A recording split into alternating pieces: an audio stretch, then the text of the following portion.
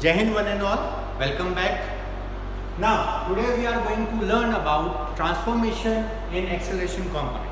Previously we have learned about how a displacement component can be converted into a velocity component. Now we know that my u dash is equal to u x minus v. Now we have to convert this into a acceleration component. So how we can do it? As we understand with our previous knowledge that velocity component or acceleration component is nothing but dv by dt. Okay. So if you talk about how we can convert that velocity component into acceleration component, then simply what we have to do is we have to differentiate our velocity component with respect to time. So how we can do it? Okay, so again we have a velocity component as ux dash is equal to ux minus v. Now here v is a constant. Now if we differentiate with respect to time, what we will get is dux by dt is equal to dux by dt minus dv by dt.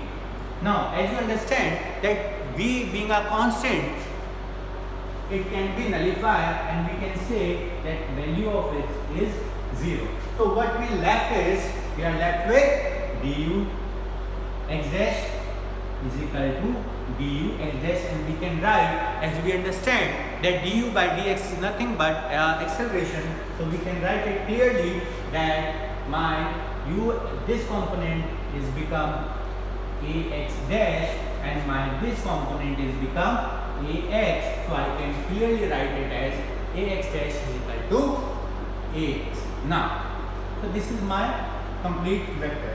So this shows, as you can see, that this shows that in all inertial reference frame our body will be observed to have a same acceleration.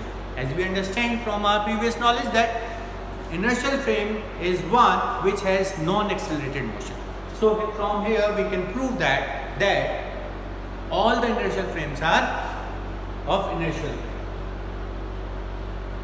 Now why Galilean transformation has failed? Why Galilean transformation has failed? So according to the Galilean transformation, the law of mechanics are invariant. That means they cannot change. But under Galilean transformation, we have observed that the fundamental equations of electricity and magnetism have very different forms. So this is one of the reasons for failure of the Galilean transformation. Again, if we measure the speed of a light along x direction in the frame F, then in the frame F there is the value becomes c dash is equal to c minus v. How it is changing? We know that speed of light cannot change and its value is 3 into 10 to the power 8 meter per second. But as we observe from here,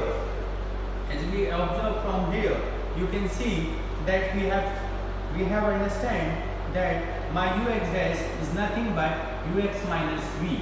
If we replace our ux dash and ux by c x dash and c, then will come out to be c x dash is equal to c minus v, which is not possible because we know from our previous knowledge that speed of light is nothing but 3 into 10 to the power 8 meter per second. So here we observe that in Galilean transformation our speed of light is also changing with time, so which is not possible. Okay. So next. So this is after Galilean transformation, what next? And that is Michelson Morley experiment. We also call it MM experiment. So these are the objective of Michelson Morley experiment was to detect the existence of a stationary medium ether. He proposed that all the things in the world is moving around a constant stationary object or a medium, and he called it ether. As you understand from here also, stationary frame of reference, that is ether frame. So they proposed a frame of reference and they called it ether. Now, which was assumed to be required for the propagation of a light in the space. So they understand that, and they assume that the ether is a reference frame. It is a hypothetical frame in which they assume that for the propagation of light we require that frame. Now, in order to detect the change in the velocity of light due to relative motion between Earth and hypothetical medium, which I called ether, is Michelson Morley performed an experiment. And what is that experiment? So from here you can understand what they have here is. Okay, now what they have, they assume a source of light. They have taken a source of light, anything, a sun, a lamp or anything. This experiment was performed in a dark room. Now they used a source of light from where light rays are coming out. Now, because they are scattering over here and there, for that purpose they have used one lens over here. They use a lens over here. And what is that lens? That is a concave or a convex? This is a convex lens, because we need converging lens. This is a converging lens, and we all know what is converging lens, right? So I don't understand. So this is a converging lens, and what it did, multiple rays came from a source and then aligned them in a row, parallel rays. They align them in a parallel rays. This is the main motive of the convex lens. So a source of light, a rays of light coming from that, then it focused on a converging lens, and that converging lens is taking them and making them a parallel rays of light by converging them. Now what happened? So rays coming, we have taken only one ray, and now we have used a semi-silvered glass plate. A semi-silvered glass plate. Semi-silvered means, if you talk about a mirror has a polished one face and other is a reflecting plate. But in a semi-silvered, the painted part is partially painted and partially unpainted. So why we have done this? So that the two phenomena of ray of light can be used over here, and these are refraction of light, refraction of light, and another is reflection of light. Another is reflection of light. So this semi-silvered glass plate will perform two things and two work, and that is they will reflect and they will reflect. So I'll take one by one. So one mirror is here and one mirror is here. We are not talking about this area part. We are just focusing upon this source, this mirror, and this B point. So currently we are focusing upon A and B mirror. We are not focusing about A dash and B dash mirror.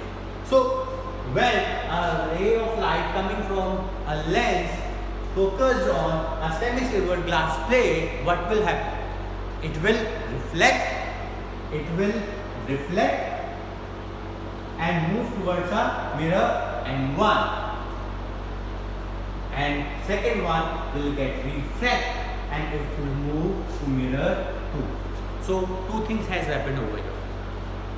The source of light came, focused on a semi-silvered glass plate, and then one get reflected and one get refracted. So what will happen? It will go like this. After reflection, because it's a 90 degree, it will come back to this point. And again, here also you can see they will go like this, and after reflection, they will come back by a 90 degree. and when they meet over here, they will go along simultaneously. They will go simultaneously. They will go simultaneously in a telescope. They will go simultaneously in a telescope. So what they have assumed? What they have assumed is when and this distance is assumed to be L, and if this distance is assumed to be L, then this distance is also assumed to be L. So both the mirrors, this mirror and this mirror, at the same place. So what will happen? After reflection or after refraction, they will come back. They assume that they have to come back at this point simultaneously, and after interference or after combined with each other, they will move down to telescope. And the big question is it possible? And the answer is very big no. Why? Because that frame, that experiment has been performed on the Earth, and Earth is moving constantly. So what will happen? So while that ray moved there and coming back, that whole apparatus moved to this place, and this apparatus from here, from B, it moves to this place. So this is not possible. Okay.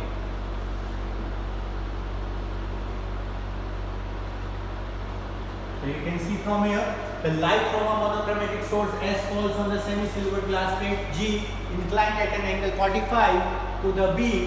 Why it is at 45? So that it can reflect and refract simultaneously. Now, it is divided into two parts by the semi-silver glass. One ray will get towards M1 and another will go to M2, and these two rays fall normally on mirror M1 and M2, normally means 90 degree, and are reflected back along their original path and meet at point G. Enter in telescope. So what I have told you is same written over here.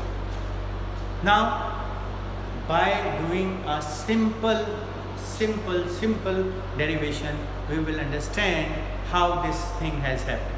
So for this, what we have to assume? We have to assume let the mirror M1 and M2 are at equal distance, as I have told you that they are at same distance L from the glass plate, and further let C and B be the velocity of light and the brightness on the Earth respectively. So on the Earth, the speed of light is C, and for the apparatus on Earth, it is, for the speed of light we have taken C, and for the apparatus on the Earth we have taken V. So it is clear from the figure that the reflected ray, one from glass plate G, strike the mirror M1 at A dash and not at A. So what they have said? They said, what I have said, we assume that it strike over here, but actually it strike over here. So we have assumed that it might have strike on A, but actually it has strike over here. Likewise, it has come from this point, but it is not coming from this point. This is coming from this point. So this is the assumption over here we have taken. Now we will take two things. We will take this complete triangle. We will take this complete triangle G A dash G, and in this, if you clearly see, this G A dash D is nothing but a right angle triangle. We'll apply a Pythagoras theorem over here. This distance is CT, this distance is VT, this is L, so we can understand and we can find out what we are getting. Now, you can see from here. Okay.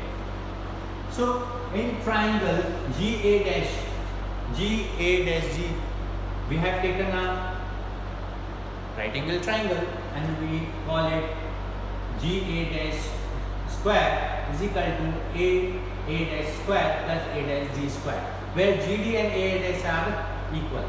So, if we apply GA dash, what is GA dash? What is GA dash? GA dash. G A dash is nothing but a speed of light. It is nothing, sorry, this is nothing but a speed of light with time. So this is a distance. This is a distance. So it covers a distance of G A dash. And what is that? Light is going, speed of light c in a time t. So this is speed into time, and that is a distance. So G A dash is nothing but a distance. Now again, I will talk about A dash. What is A dash? This distance GD and A dash is the same. So my apparatus is moving like this. And what is the speed of my apparatus? That is same of Earth, and that is v. So it is moving v in the same time. It will move v into t. And if you talk about AD dash D, this is L. So this is also L. So you will get this value. So you will get this value. Sorry. Okay. So you will get this value.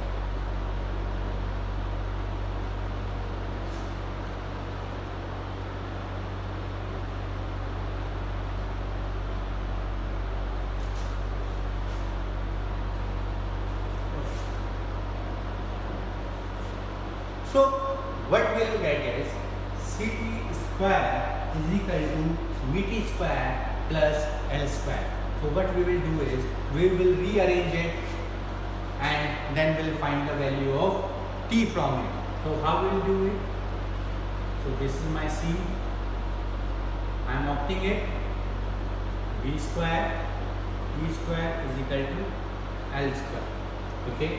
From here you can clearly take t square out, and this come out to be t square c square minus v square is equal to L square.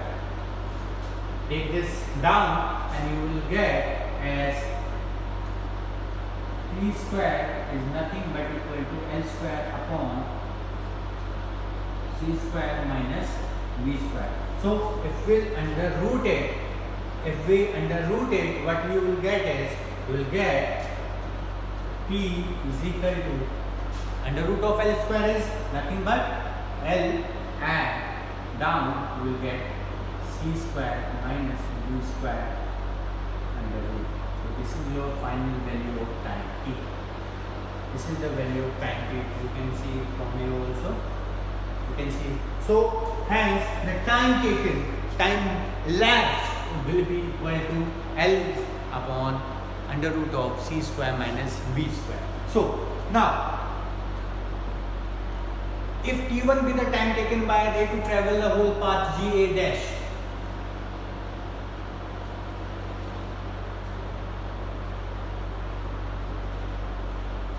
okay, give me just 1 minute.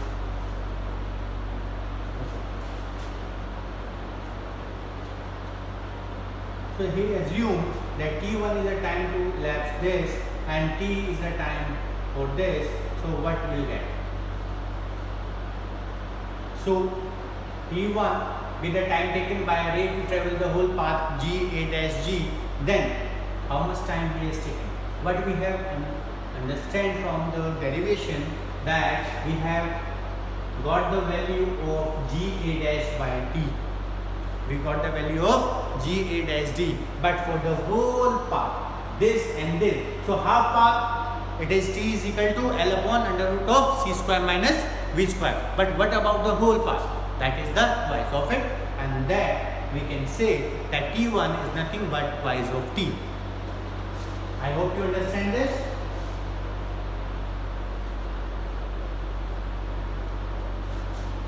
Okay.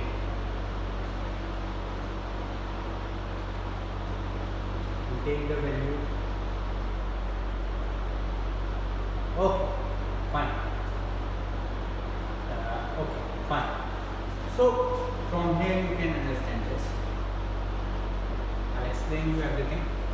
Now, so my T1 is equal to twice of T. And what is my T? My T was under root of L upon under root of c square minus v square. So we can put the value over here, and what we'll get is 2y's of L upon, and we can write it as C square minus B square R. We can write it as like this. And now just this is a fundamental rule that always take your C out and you will get the answer. So we'll take C as out. So C square upon half is C. So we can write that 2L upon C. So what we are left with? We are left with C square is out, 1 minus B square upon C square. Take this up, take this up, and what you will get is this is my T1 and this is my 2L upon C. If I take it up, then it will become 1 minus B square upon C square, and it is plus, so it will get 1 by 2. And by applying a binomial theorem, what we can do is we can actually make a formula over here. So what is that? By applying binomial theorem, that power part will come here with its sign. So this is minus, minus, plus, and this half will come inside. So what you will get is, you will get T1 is equal to 2L upon C, and 1 minus is plus V square upon 2C square. So this is my final value. So this is my final value. You can see from here. This is my T1 upon 2L upon C is equal into 1 plus V square upon twice of C square. This is my final value of what? This is my final value of moving from here to here. Now, what is next? Next is we are moving this way also. My frame is moving this way also. So what is that? How we can get this value? So now in case of transmitted ray 2 means that this one which is moving longitudinally towards mirror 2, it has a velocity c minus v to apparatus when it is moving from G to B and return degree, because we have seen that the speed of light is always optimal. That means it is c minus v, that means it is getting subtracted from v. So moving part is c minus v, while we are moving like this it is c minus v. But when it is moving, if my this way is plus, then this way is minus. So this way will be c minus of v, and this is nothing but c plus v. Okay, you understand that? So it has a velocity c minus v related to the apparatus when it is moving from G to B, and during its return journey, its velocity, its relative to apparatus is c plus v. If t2 be the total time taken longitudinally means from here to here and here to here, then we can say my t2 is nothing but the distance will remain the same. So I'll say my distance is L upon c minus v plus, and the returning part will be c plus v. Okay, cross multiply, you can do it. Okay, keep L outside, and this part will be c plus v plus c minus v. I'm taking the whole part and down. A minus b into a plus b is nothing but a square minus v square. So we can write it as c square minus v square. Right. So from here we'll cut b to v, and we're left with t2 is nothing but equal to 2y's of LC upon c square minus v square. Okay. What next we can do is take this c down, and we'll get the value of it. Okay, and the same process we have used over here. How? See, we'll use this, take this c square down, minus v square by c. Take c out. Take c out.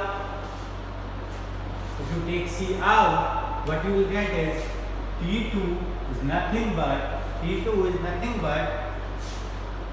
2L upon C 1 minus v square c square. So the same pattern has come, but with a difference, and that difference is here power is 1 and their power is half. So again we'll take it up. 2L upon c 1 minus v square upon c square minus 1.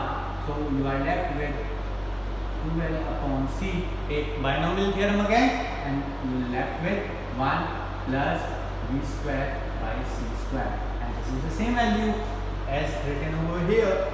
This is the same value as written over here, and this is your value. K2 is equal to 2L upon c 1 plus v square upon c square. What is the difference between the two values?